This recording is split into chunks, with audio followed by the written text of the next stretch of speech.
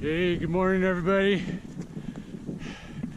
If you don't know, I'm Coach Eric Orton, author of The Cool Impossible and coach to athletes around the world. And it's a Monday morning and it's a beautiful day, but it didn't start out this way. Like I said, today's Monday. Friday, I did a long run and spotted a nice south-facing dry trail. We've been having springtime weather here in February, and to find dirt is a happy accomplishment. I always do these videos and I get home and notice I have stuff all over my face. Everything good? So anyways, on this Friday run, I spotted this trail with one of my favorite hills for hill repeats. So yeah, I'm gonna head over there on Monday.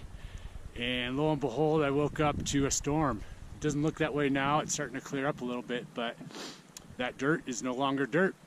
So had to adjust, and the legs just start feeling really tired right now, which is to be expected in February.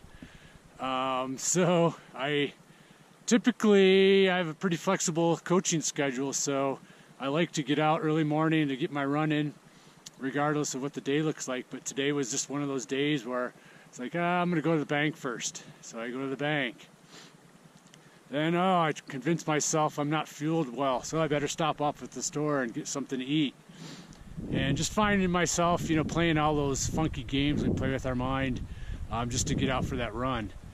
And so I'm sitting in the truck, waiting to get out, and I just start doing my thing that I always do on these days, is that we don't always feel like going out every day. And so I sitting in the truck and I just closed my eyes and just started to visualize the workout I had to do. And I visualized, know the trail, I had to visualize everything I needed to do, and started getting psyched to do it. I also started focusing and visualizing on my goal and how today helps reach that goal, and just took myself through a good visualization exercise, again visualizing how I want the workout to go. And last night my daughter and I were watching the Olympics, and we were watching the alpine skiing, and there was a skier on top of the mountain preparing ready to go down the hill, and her eyes were closed and she's just kind of bobbing her head like this. And my daughter goes, "Dad, what's she doing?"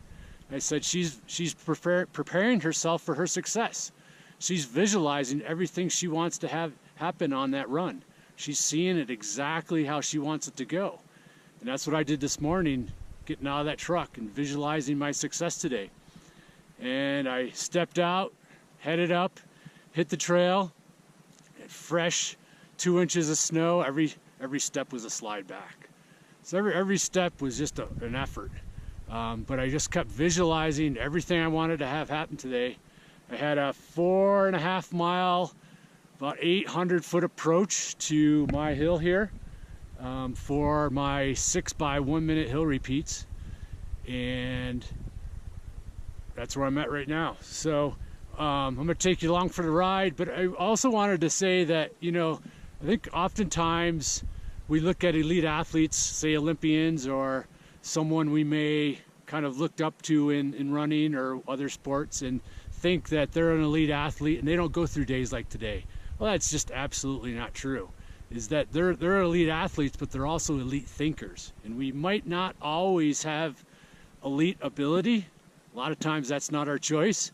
But what is our choice is to be an elite thinker and how we deal with situations.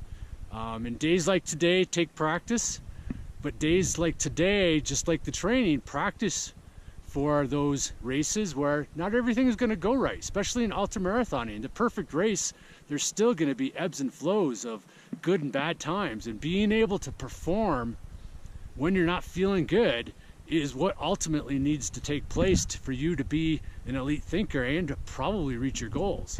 It's easy to perform when things are going well, but what happens those little patches of 2 to 3 miles here and there that you're not feeling so hot? What's going to happen then? Can you perform when things aren't going well? So we can all be elite thinkers, but it takes training, just like doing hill repeats trains the legs. So focus on being an elite thinker. Two ways you can do that is when you're kind of going through a bad spot like I did this morning of not wanting to get out, we oftentimes have that negative thought in our minds. And again, we all have it. The elite athletes, it's not that they don't have it. They have it probably more than we do. But they learn to deal with it. And they learn to deal with it better. So when you have those negative thoughts, just think, oh, there it is. That's part of my motivation to keep going. It's negative thoughts necessary for you to be in a position for you to perform. It's your opportunity to be the athlete you want to be. So when you have those negative thoughts, don't try to get rid of them, because they'll come flooding just like this water's coming down this creek. The more you want to get rid of them, the more they'll keep coming. Just listen to them, learn from them, be friends with them, but don't believe them. Don't judge them. That's the key. That's the key to being an elite thinker. So, let's go do a repeat.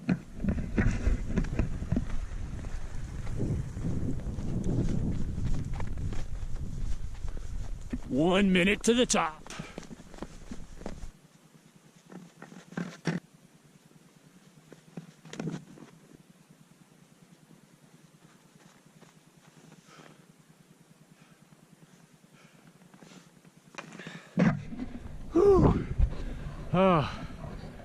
So 6 by 1 minute, building my heart rate to VO2 heart rate zone or zone 7 by the end, not right at the beginning. So I'm building my effort throughout the 1 minute. So have a good run today. Try those techniques when you're not wanting to get out or things aren't going your way that day. Just stop, close your eyes, visualize exactly what you want to have happen that day on your workout, on your run. Just visualize it every step of the way, every way you want to perform that day. And then practice thinking about what it's going to feel like when you're done. How good you're going to feel when you get it all done. Get out the door because you want that feeling. Okay? Over and out. See you next time. Ciao.